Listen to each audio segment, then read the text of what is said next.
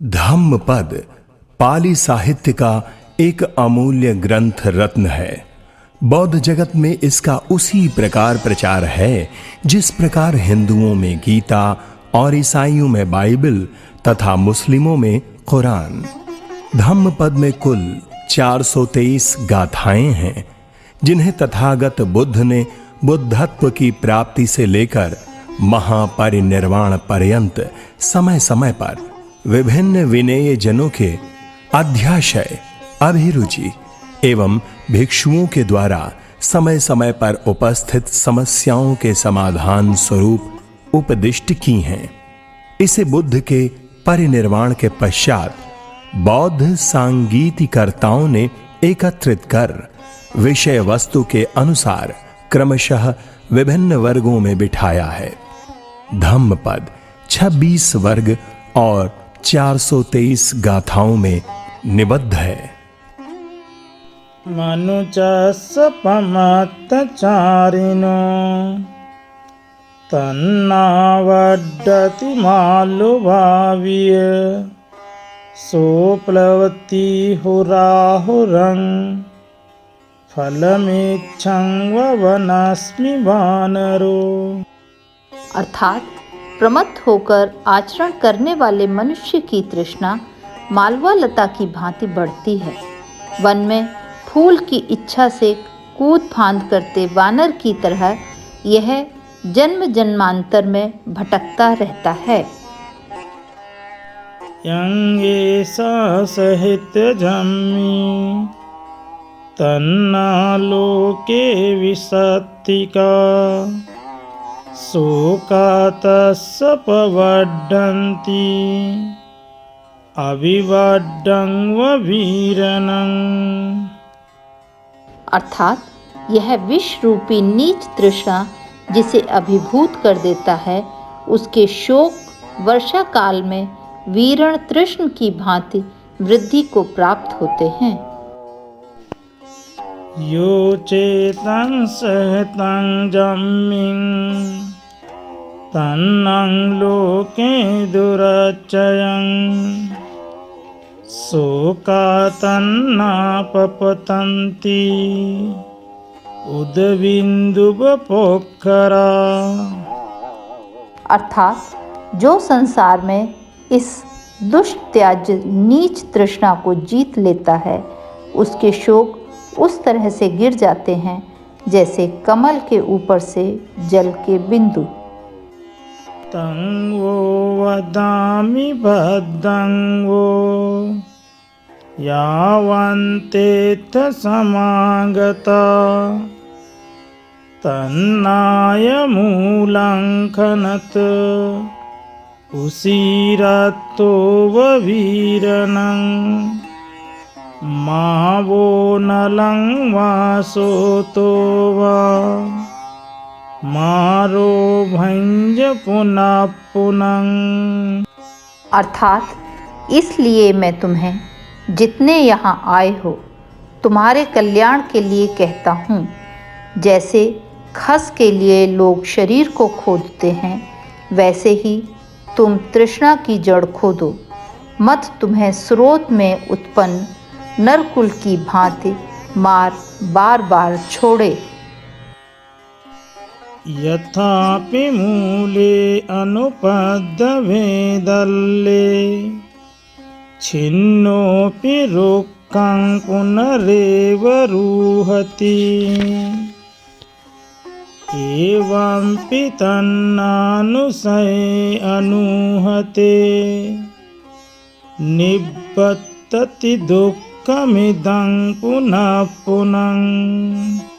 अर्थात जैसे दृढ़ मूल के बिल्कुल नष्ट न होने से कटा हुआ वृक्ष फिर भी बढ़ जाता है, वैसे ही तृष्णा और अनुशय के समूल नष्ट न होने से यह दुख चक्र बार बार प्रवर्तित होता रहता है। यस्य छत्तिं सति सोता मनापसभना भूषा बहावहन्ति दुद्दिठिं संकप्प पारागनिश्चिता। अर्थात जिसकी 36 स्रोत संसार में प्रिय पदार्थों की ओर अत्यंत प्रवाहित होते हैं, उसके रागपूर्ण संकल्प उसे दुदृष्टि की ओर बहा ले जाते हैं। सवंति सब्बति सोता लता उभिज्य तिष्ठति तंच दिशा लतं जातं मूलं पन्याय छिंदत। अर्थात यह स्रोत सभी ओर बहते हैं, लता फूटकर निकलती है। इस उत्पन्न हुई लता को देख उसके मूल को प्रज्ञा से काट डालो। सरितानि स्नेहितानि च सोमनस्सानि भवन्ति जन्तनो ते सोतसितासु केशिनो ते वे जाति जरूपगानरा। अर्थात तृष्णा की धाराएं प्राणियों को बड़ी प्रिय और मनोहर लगती हैं। सुख के फेर में पड़े उसकी धारा में पड़ते हैं और बार बार जन्म जरा के चक्र में आते हैं। तसिनाय पुरखतापजा परिसप्पन्ति ससोववादितो संयोजनं संगसत्तका दुःखमुपेन्ति पुनः पुनः चिराय। अर्थात तृष्णा के पीछे पड़े प्राणी बंधे खरगोश की भांति चक्कर काटते हैं। संयोजन में फंसे लोग पुनः पुनः चिरकाल तक दुख पाते हैं। तसिनाय पुरखतापजा परिसप्पन्ति ससोववादितो तस्मात् शनिं विनोदये भिक्खु आकांक्षी विरागमत्तनो। अर्थात तृष्णा के पीछे पड़े प्राणी बंधे खरगोश की भांति चक्कर काटते हैं। अपने वैराग्य की आकांक्षा रख भिक्षु तृष्णा को दूर करे। यो निबनतो वनाधिमुत्तो वनमुत्तो वनमेव धावति तं पुग्गलमेव पश्यत मुत्तो वंदनमेव धावति। अर्थात जो सांसारिक बंधनों से छूट वन में वास करता हुआ फिर वन को छोड़ संसार तृष्णा की ओर दौड़ता है, उस व्यक्ति को वैसे ही जानो जैसे बंधनों से मुक्त पुरुष फिर बंधन ही की ओर दौड़े। नतं दल्लं वन्दनमाहुधीरा यदा यशं दारुजं भवजञ्च सारत्तसत्तामणिकुण्डलेषु उत्तेषु दारेषु चया अपेक्षा। अर्थात यह जो लोहे लकड़ी या रस्सी का बंधन है उसे बुद्धिमान जन दृढ़ बंधन नहीं कहते। वस्तुतः दृढ़ बंधन तो मणि, कुंडल, पुत्र, स्त्री में इच्छा आदि का होना है। एतं दल्लं वन्दनमाहुधीरा ओहारिणं शिथिलं दुःखमुञ्चं एतं पिछेत्तानि परिभजन्ति अनपेक्षिनो कामसुखं पाय। अर्थात धीर पुरुष इसी को दृढ़ बंधन, अपहारक, शिथिल और दुस्त्याज्य कहते हैं। वह अपेक्षा रहित हो तथा काम सुखों को छोड़ इस दृढ़ बंधन को छिन्न कर प्रवर्जित होते हैं। ये रागरत्तानुपतन्ति सोतं सयंकतं मक्कटकोपजालं एतं छित्त्वा न वजन्ति धीरा अनिपेक्षिनो सर्वदुःखं पहाय। अर्थात जो राग में रक्त हैं वह जैसे मकड़ी अपने बनाए जाल को पकड़ती है वैसे ही अपने बनाए स्रोत में पड़ते हैं। धीर पुरुष इस स्रोत को भी छेद कर सारे दुखों को छोड़ आकांक्षा रहित हो चल देते हैं। मुंच पुरे मुंच पच्छतो मज्जे मुंच भवस्स पारगु सब्बत विमुक्त मानसो न पुनर्जाति जरं उपेहिसी। अर्थात भूत, भविष्यत और वर्तमान के सभी स्कंधों को त्याग दो, उन्हें त्याग भव को पार हो, सभी से मुक्त मन वाला हो, फिर जन्म और जरा को नहीं प्राप्त होंगे। इतकमतितस्य जन्तनो तिब्बारागस्य शुभानुपस्सिनो भियो तन्नापवड्डति एष खोदल्लं करोति वन्दनं। अर्थात जो प्राणी संदेह से मथित तीव्र राग से युक्त शुभ ही शुभ देखने वाला है उसकी तृष्णा और भी अधिक बढ़ती है, वह अपने लिए और भी दृढ़ बंधन बनाता है। तत्कूपमसेचयो नरो अशुभं भावयति सदा सतो एष को व्यन्ति कः इति एष छिज्जति मारवन्दनं। अर्थात संदेह के शांत हो जाने में जो रत है, सदा सचेत रहे, जो अशुभ की भावना करता है वह मार के बंधन को छिन्न करेगा, तृष्णा का विनाश करेगा।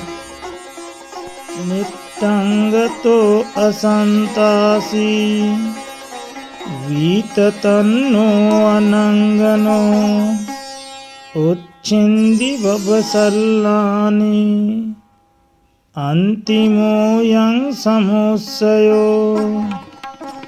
अर्थात जिसने अरहत्व पा लिया है, जो राग आदि के त्रास से निर्भीक है, जो तृष्णा रहित और निर्मल है, जिसने भव के शल्यों को काट दिया, यह उसका अंतिम देह है। वीततन्नो अनादानो निरुक्तिपद कोविदो अकरानं सन्निपातं जඤ्ञापोऽव्यापराणि च सबे अंतिम शरीरो महापඤ्याति उच्यते। अर्थात जो तृष्णा रहित, परिग्रह रहित, निरुक्त और पद का जानकार है और जो अक्षरों को पहले और पीछे रखना जानता है, वही अंतिम शरीर वाला तथा महाप्रज्ञा कहा जाता है। सब्बा विभू सब्बविदुहमस्मि सब्बेषु धम्मेषु अनुपलितो सब्बञ्जहो तन्नक्खये विमुक्तो स्वयं अविज्ञायकमुद्दिशेयं। अर्थात मैं राग आदि सभी को परास्त करने वाला हूँ, सभी बातों का जानकार हूँ, सभी धर्मों में अलिप्त हूँ, सर्व त्यागी हूँ, तृष्णा के नाश से मुक्त हूँ, विमल ज्ञान को अपने ही जानकर मैं अब किसको अपना गुरु बतलाऊं?